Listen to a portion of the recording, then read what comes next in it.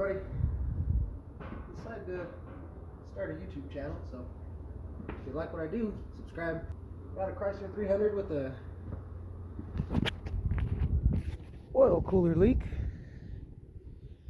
You look down in there, it's all wet. It runs coolant straight down the back of the block.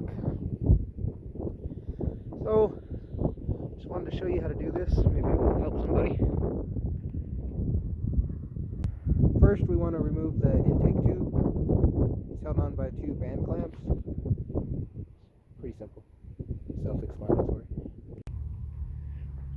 Alright, so this is where we are right now. We have the upper and lower intake manifolds off.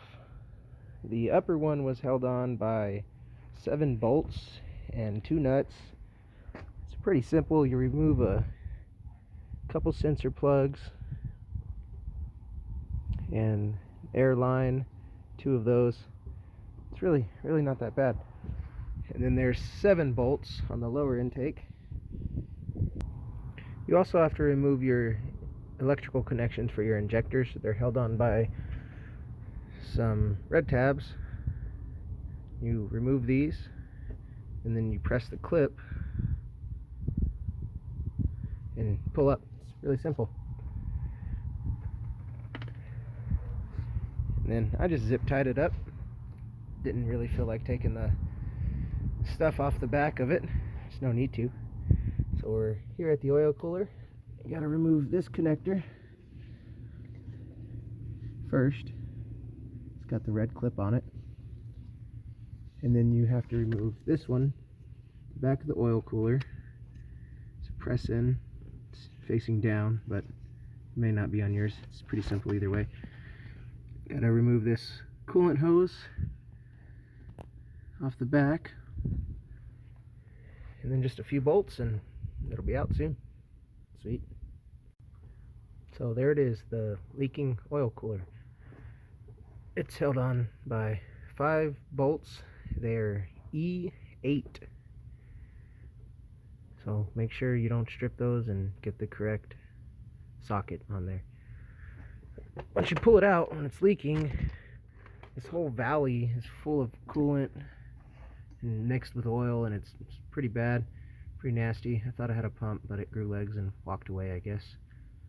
But yeah, let's get this thing back together and see how it runs.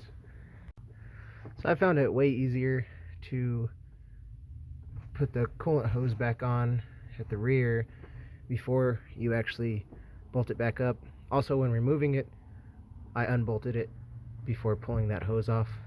That clamp's a pain to get to with it bolted up, but easy this way. Alright, so here we are. Got the connections hooked up on the back of the oil cooler and the water line, of course. Laid the lower intake back down where it needs to go. I just wanted to show you something with the injectors, the clips anyways. It's actually a black connection. I called it red earlier. So it snaps in, and then you apply this red clip behind the button that you press in.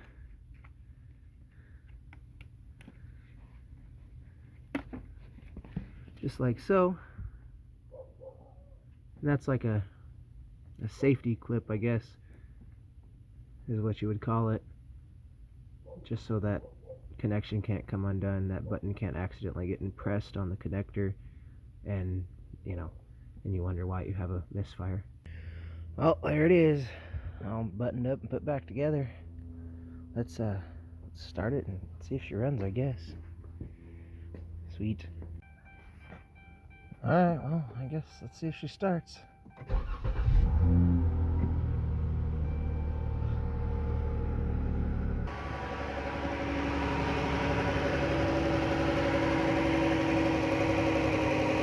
Doesn't sound too bad. I guess we'll check for leaks, and I think we're done. Peace. Thanks for watching.